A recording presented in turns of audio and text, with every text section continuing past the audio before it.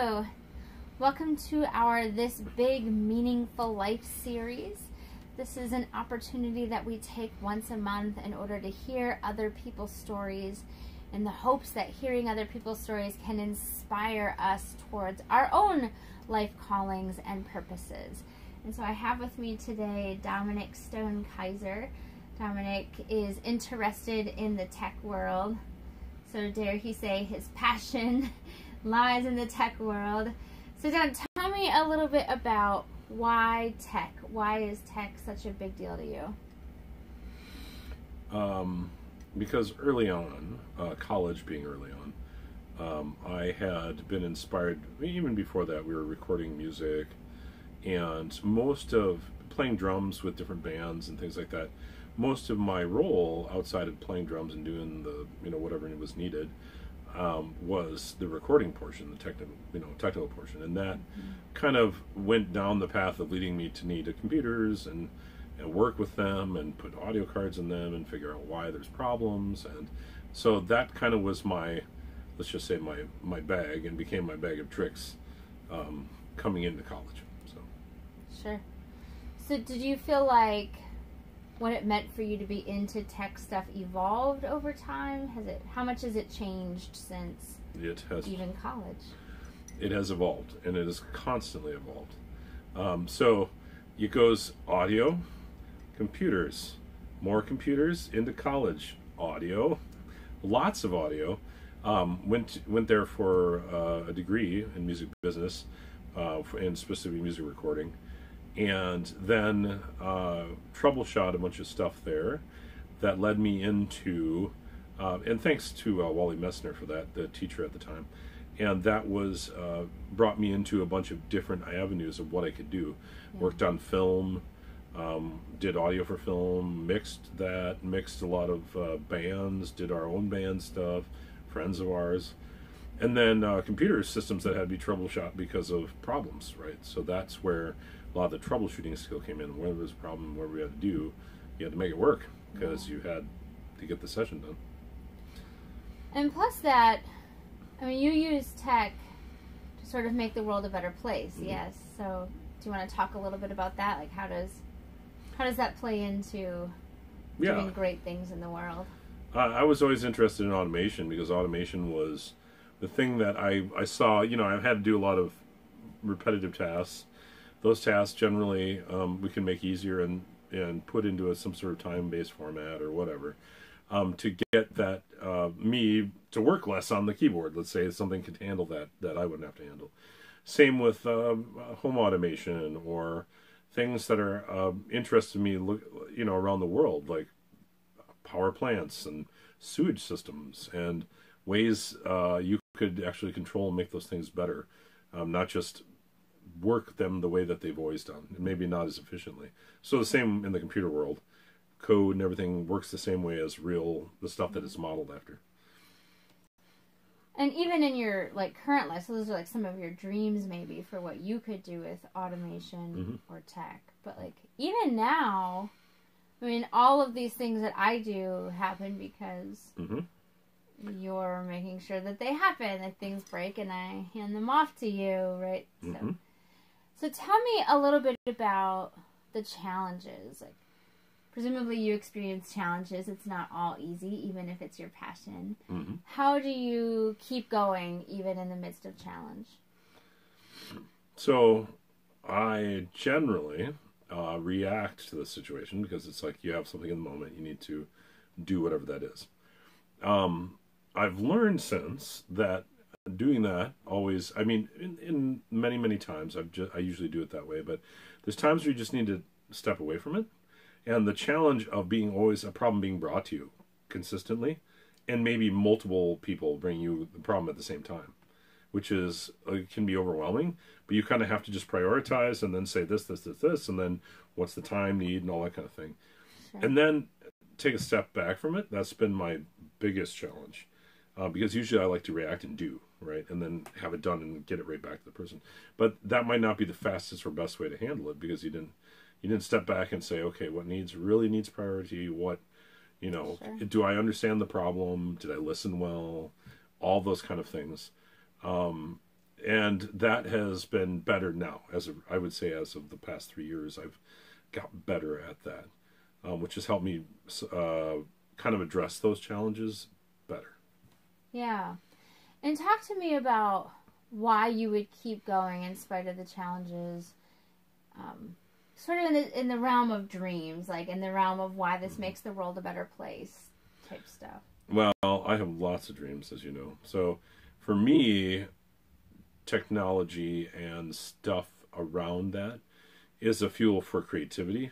So when I use cameras or sound equipment, doing film or recording music or whatever, that there's a very specific purpose. It has an end goal, right? I usually want to create some product, a song or a film or a podcast or whatever.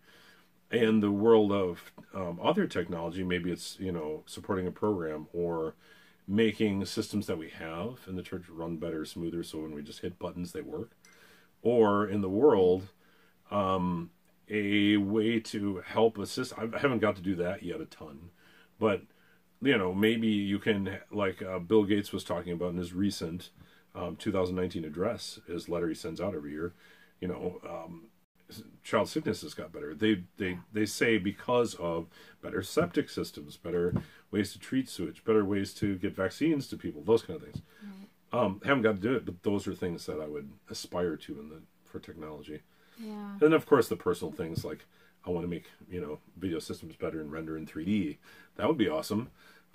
Those kind of things would be, you have your like personal things and the things that would benefit others. Sure, yeah. So as you've been going along in this journey, can you think of or pinpoint people that have been influential or that kind of took you to the next level or brought you under their wing in some kind of a way, like people that just made a difference? Maybe one in particular. Well, I have two. Okay. Because I never can just be with one, but I limited it to two. So Wally Mesner, of course, in college, Wally was the teacher of the audio program, and he was great. I mean, he had technology background, but he has a huge mixing background, and did a lot of albums, and worked with a lot of famous people and not so much famous people at the same time, and then turned around and taught it to his students, and he was very hands-on and practical. We would have, let's say, 4 to 5 people in a workshop type class, and that would be listening to each other's work, critiquing it, even overcoming something where he was a lap player who played steel guitar, and he had gone deaf in one ear from a guitar player where their amps have been just so loud for years and years. Right. And he would have to turn his ear and listen to it and be like, oh, okay, you were doing this with this system, and this is how you were doing this with kick drums or whatever you're doing. This is a better way you can balance it, but give us helpful guidance, give other students to give helpful guidance, and then bring us in on the projects when they were replacing the soundboard or doing other things. They'd bring us into that stuff and help troubleshoot and do all that as part of our routine, and then actually record, like experience and recording for the school. We'd have to do the projects for them, recording whatever was going on in the performances that year, be scheduled for that. All that kind of stuff happened, and from the learning to the practical, he spent a lot of time with students, even one-on-one. We'd just like, hey, we're doing this one thing, and this is really cool, and he's busy, he's writing, but everyone's in there bugging him about whatever. It's young and everything's exciting. Right. Yeah. I don't know. In the modern time, it's like I'm most inspired by a couple of people, but the one that sticks out is director of photography for Blade Runner. I forget his name now. I just lost my mind. Hello, Dominic. You don't have your phone. I don't have my phone. Jeez. Far away. Well, the director of photography for Blade Runner. He was and Sicario and several other films. It's impressive to me that someone had such a big career and things like that. When you ask them basic questions on their blog or their site about, you're on a site that you're into, whatever, photography or audio or whatever. Yeah. People like that generally don't have time to just sit around and Roger Deakins. Sorry, my mind. Roger Deakins was a a photography student mainly, and then became a documentary person, then a filmmaker. And he's on his blog all the time, just answering basic questions about stuff you do with film and how you film and how you shoot. And so he's investing. To me, it happens to be film in this case, but that inspired me, because big person investing back to the universe in a way that would never be expected. In the same way that I got that type of graciousness in college from a teacher. Yeah. So I have two that I really, really, really dig. So because it's clear that you're going to burst into a coughing fit at any moment. Oh, no. Maybe in like one sentence, if you could go back and tell something to your younger you, if you could give advice or point your younger you in the right direction, in one sentence, what would you tell your younger self? Before you answer, wait, be quiet, and listen. And that would be my advice. That is the most important thing you younger self need to learn. Sure. And wait, even if it's awkward, wait even longer. Look at your shoelaces, count for a while. Yeah. Do that. Yeah, slow down, right? So that's a little bit of Dominic's story, and I mean, he's a multifaceted person, so I'm sure we could we can have the same conversation about a whole host of topics, but this is the tech world. And hopefully just getting a chance to hear somebody's story allows us to conceive of the possibilities in our own lives. What is the spark inside of us? What are we really wanting to do, but maybe we haven't had the courage, or we were waiting for the right time? Are there any promptings? Who are the people around us that could come and surround us? Just all that stuff. So that's my hope and my dream and my prayer for all of us, that as we hear these types of things, that we become inspired ourselves and we move towards those things. We allow our lives to be full of life. So thank you so much for being with us, and I will look forward to seeing you soon. Bye-bye.